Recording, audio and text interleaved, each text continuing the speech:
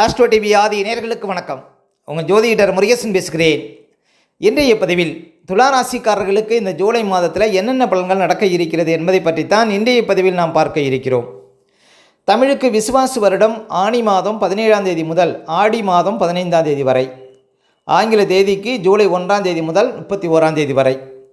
துளாராசிக்காரர்களுக்கு இந்த ஜூலை மாத கிரக நிலவரங்களை பார்த்தோமானால், ராசிக்கு 5ஆம் இடத்திலே ராகு, 6ஆம் இடத்துல சனி, 8ஆம் இடத்துல சுக்கிரன், 9ஆம் இடத்துல சூரியன் குரு, 10ஆம் இடத்துல புதன், 11ஆம் இடத்துல செவ்வாய் கேது சஞ்சரிக்கிறார்கள். அதே போல் இந்த மாத கிரக பயிற்சிகளை பார்த்தோம்னா, ஜூலை 17ஆம் தேதி சூரியன் பாருங்கள் ராசிக்கு 10ஆம் இடத்துல அமர இருக்கிறார். ஜூலை 26ஆம் தேதி சுக்கிரன் ராசிக்கு 9ஆம் இடத்துல அமர இருக்கிறார். ஜூலை 28ஆம் தேதி செவ்வாய் விரயஸ்தானத்தில் அமர இருக்கிறார். இதான் பாருங்கள் இந்த மாத கிரக பயிற்சிகள். இப்போ துளாராசிக்காரர்களுக்கு இந்த மாதம் எப்படி இருக்கும் பாருங்கள். துளாராசிக்காரர்களுக்கெல்லாம் உங்கள் ராசிக்கு அதிபதினு சொல்லக்கூடிய சுக்கிரன் இந்த மாதம் பாருங்கள் ஜூலை 26ஆம் தேதி வரையும் ஆட்சி பலத்தில் இருக்கிறார். அப்போ உங்கள் ராசிக்கு அதிபதி பலமாக இருக்கிறார். அப்போ நல்ல உடல் பலம், ஆரோக்கிய பலம் இந்த மாதம் அதிகரிக்குங்க. இந்த மாதம் பாருங்கள் சுக்கிரன் 2ஆம் இடத்தை பார்க்கறதுனால பணப்புழக்கம் அதிகரிக்கும். ஒரு சிலருக்கு நல்ல ஒரு குடும்பம் அமைவதற்கு வாய்ப்பு இருக்குது. அதே போல் பாருங்கள் துளாராசிக்காரர்களுக்கு 2க்கும் 7க்கும் அதிபதியான செவ்வாய் லாபஸ்தானத்தில் கேதுவை நோக்கி பயணிக்கிறார். இந்த கேதுவை நோக்கி 2க்கும் 7க்கும் அதிபதியான செவ்வாய் பயணிப்பதனால 2ஆம் இடங்கிறது குடும்பஸ்தானம், வாக்குஸ்தானம், தனஸ்தானம். 7ஆம் இடங்கிறது வாழ்க்கை துணையை சொல்லக்கூடிய ஒரு அதிபதி. அவர் கேதுவை நோக்கி, அதாவது தடை கிரகமான கேதுவை நோக்கி பயணிப்பதனால இந்த ஜூலை 17ஆம் தேதியிலிருந்து ஜூலை 23ஆம் தேதி வரையும் இந்த ஒரு வாரத்தில் ஒரு சில விஷயத்தில் ரொம்ப கவனமாக இருக்கணும். அப்போ 2ஆம் அதிபதினு சொல்லக்கூடிய செவ்வாய் கேது நோக்கி பயணிப்பதனால ஜூலை 17ஆம் தேதியிலிருந்து 23ஆம் தேதி வரையும் உள்ள காலகட்டத்தில் பாருங்கள் கொடுக்கல் வாங்கல் சார்ந்த விஷயத்தில் ரொம்ப கவனமாக இருக்கணும். இந்த காலகட்டத்தில் யார்கிட்டையும் முன்பணம் கொடுக்கக்கூடாது. அதே போல் பேச்சினால் பிரச்சனை வரும். பேச்சு விஷயத்தில் கவனமாக இருக்கணும். நீங்கள் ஒரு உத்தியோகத்தில் இருக்கீங்கன்னா மேலதிகாரிகள்கிட்ட பாருங்கள் கவனமாக நடந்துக்கணும் இந்த காலகட்டத்தில். அதே போல் குடும்பத்தில் கணவன் மனைவிக்குள்ளே வீண் விவாதங்களை தவிர்க்கணும். முக்கியமாக 2ஆம் இடம் கண். அப்போ கண்கள் சார்ந்த விஷயத்தில் கவனமாக இருக்கணும். பற்களில் ஏதாவது பிரச்சனை வரும். அதே போல் 7ஆம் அதிபதி செவ்வாய் கேதுவை நோக்கி பயணிப்பதனால குடும்பத்தில் கணவன் மனைவிக்குள்ளே வீண் விவாதங்களை தவிர்க்கணும். அதே போல் ஒரு கூட்டாக தொழில் பண்ணுறீங்க அப்படின்னா தொழில் பார்ட்னருக்குள்ளே இந்த காலகட்டத்தில் பிரச்சனை வரும், கவனமாக இருக்கணும். அதே போல் முக்கியமாக வியாபாரம் பண்ணக்கூடியவங்க வியாபாரம் சார்ந்த விஷயத்தில் கவனமாக இருக்கணும். இந்த காலகட்டத்தில், அதாவது ஜூலை 17ஆம் தேதியிலேருந்து ஜூலை 23ஆம் தேதி வரையும் இந்த ஒரு வாரத்தில் பாருங்கள் பெரிய முதலீடுகள் சார்ந்த விஷயத்தில் கவனமாக இருக்கணும். அதே போல் ஜூலை 17ஆம் தேதிக்கு பிறகு இந்த 23ஆம் தேதி வரையும் உள்ள காலகட்டத்தில் வெளிநாடு போகிறீங்க அப்படின்னா ரொம்ப கவனமாக போகணும். இந்த காலகட்டத்தில் பாருங்கள் முன்பணம் யார்ட்டையும் ஏஜென்ட்டுக்கிட்ட முன்பணம் கட்டுவதை தவிர்க்கணும். அப்போ பயண தடங்கள் வரும் அப்படின்னு இருக்குங்க. பயணம் சார்ந்த விஷயத்தில் விழிப்பு தேவை அப்படின்னு சொல்லலாம் இந்த காலகட்டத்தில். அதே போல் இந்த காலகட்டத்தில் பாருங்கள் ஒரு திருமணம் பண்ண போகிறீங்க அப்படின்னா இந்த காலகட்டத்தில் கொஞ்சம் தள்ளி வைக்கலாங்க. பாருங்கள் துளாராசிக்காரர்கள் ஜூலை 17லேருந்து ஜூலை 23ஆம் தேதி வரையும் உள்ள இந்த ஒரு வாரத்தில் பாருங்கள் குடும்பத்தில் கணவன் மனைவிக்குள்ளே வீண் விவாதங்கள் ஆகாது அப்படின்னு சொல்லலாம். அதே போல் 3ஆம் அதிபதினு சொல்லக்கூடியவர் 9ஆம் இடத்துல இருக்கிறார், லாபாதிபதியோடு சேர்ந்துருக்கிறார். வீட்டில் ஆபரணங்கள் எடுக்கலாம் புதுசாக.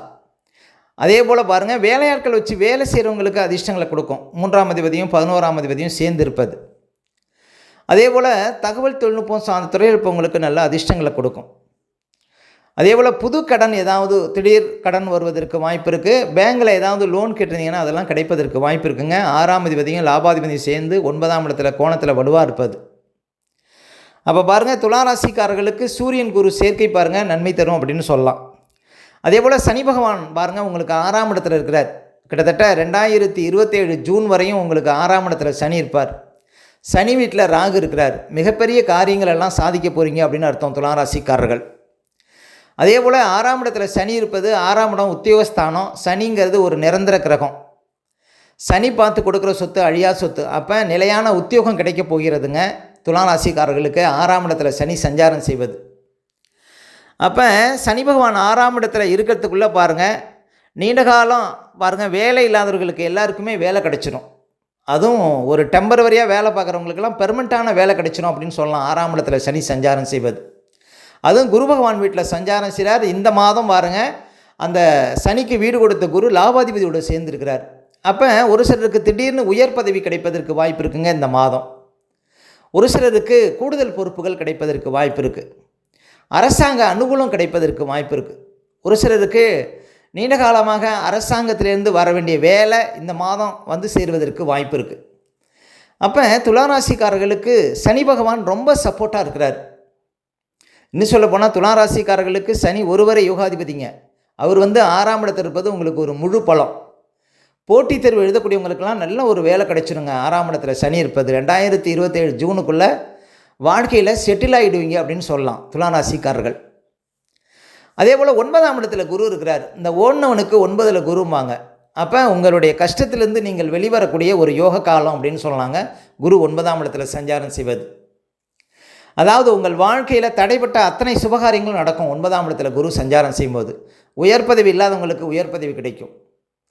வாழ்க்கையில் ஒரு முன்னேற்றம், வாழ்க்கையில் ஒரு அதிர்ஷ்டம், இதெல்லாம் பாருங்கள் குரு 9ஆம் இடத்துல இருக்கும்போது கிடைக்கும். யாரெல்லாம் பாருங்கள் உயர்கல்வி படிக்கணும் அப்படின்னு நினைக்கிறவங்களுக்கெல்லாம் அந்த ஆசைகள் பூர்த்தியாகும். வெளிநாடு போய் படிக்கணுங்கிறவங்களுக்கெல்லாம் உடனே அந்த பாருங்கள் அந்த வாய்ப்பு தேடி வரும். அப்போ துளாராசிக்காரர்களுக்கு 6ஆம் இடத்துல சனி, 9ஆம் இடத்துல குரு மிகப்பெரிய அஷ்டலட்சுமி யோகம். வாழ்க்கையில் மிகப்பெரிய ஒரு உயர்வை சந்திக்கக்கூடிய ஒரு காலகட்டம் அப்படின்னு சொல்லலாம் துளாராசிக்காரர்களுக்கு. இந்த 6ல் சனி, 9ல் குரு. அதே போல் புதன் 10ஆம் இடத்துல இருக்கிறார். குடும்பத்தில் திடீர் சுபகாரிய பேச்சுக்கள் நன்மையில் முடியும். பாக்கியாதிபதி 10ஆம் இடத்துல இருக்கிறார். அதாவது நீங்கள் ஒரு உத்தியோகத்தில் இருக்கீங்க, ஒரு தொழில் பண்ணுறீங்கன்னா உங்களுக்கு உதவி பாருங்கள் வந்து சேரும், திடீர் உதவிகள் செய்வாங்க அப்படின்னு சொல்லலாம். அப்போ 10ஆம் இடத்துல புதன் இருப்பது சிறப்பு. ஆனால் ஜூலை ஒரு 17ஆம் தேதியிலேருந்து 23ஆம் தேதி வரையும் உள்ள காலகட்டத்தில் வியாபாரத்தில் பாருங்கள் ரொம்ப கவனமாக இருக்கணும் துளாராசிக்காரர்கள். அதே போல் செவ்வாய் லாபஸ்தானத்தில் இருக்கிறார். ஓகே, உங்களுக்கு மூத்த சகோதர சகோதரிகள் இருந்தாங்கன்னா அவங்க கொஞ்சம் கவனமாக இருக்கணும் இந்த காலகட்டத்தில். அதே போல் சூரியன் பாருங்கள் மாத ஆரம்பத்தில் 9ஆம் இடத்துல இருக்கிறார் துளாராசிக்காரர்களுக்கு. அதுவும் 3ஆம் அதிபதியோடு சேர்ந்துருக்கிறார். அது சிறப்புங்க. அடுத்தது பாருங்கள் ஜூலை 17ஆம் தேதிக்கு அப்புறம் பாருங்கள் சூரியன் 10ஆம் இடத்துக்கு போகிறார். மனசில் நல்ல ஒரு தைரியம் அதிகரிக்கும். தொழில் ரீதியாக நல்ல ஒரு அதிர்ஷ்டம் ஏற்படும். அதே போல் ஒரு சிலருக்கு திடீர் வேலை கிடைக்கும் 10ஆம் இடத்துல சூரியன் சஞ்சாரம் செய்வது. அதுவும் அதிகார பதவி கிடைக்கும் அப்படின்னு சொல்லலாம்.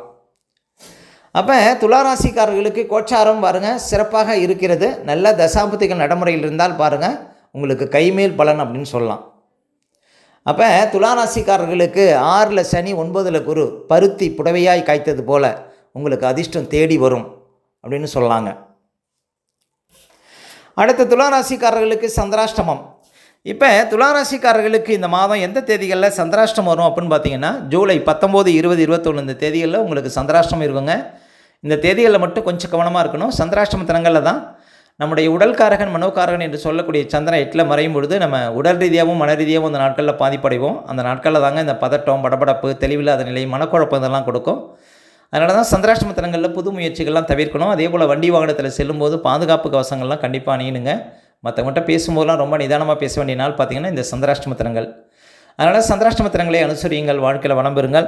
மேலும் துளாராசிக்காரர்களுக்கு இந்த மாதம் எந்த தேதிகளில் பணப்புழக்கம் ரொம்ப சிறப்பாக இருக்கும் அப்படின்னு பார்த்திங்கன்னா இந்த ஜூலை 1, 2, அதே போல் ஜூலை 4, 5, 6, ஜூலை 9, 10, ஜூலை 16, 17, 18, 19, அதே போல் ஜூலை 27, 28, 29 இந்த தேதிகளில் நிறைய பணப்புழக்கத்தை பார்க்க முடியும் துளாராசிக்காரர்கள். ஓகே, இந்த வீடியோ பிடிச்சிருந்தா ஒரு லைக் கொடுங்க. உங்கள் கருத்துக்களையும் கீழே கமெண்ட்ஸில் பதிவிடுங்க. இன்னும் நம்ம பல வீடியோ கொடுக்க இருக்கிறோம். நம்ம சேனலை சப்ஸ்கிரைப் பண்ணுங்கள். பக்கத்தில் வர பெல் சிம்பலை கிளிக் பண்ணுங்கள். நன்றி, வணக்கம்.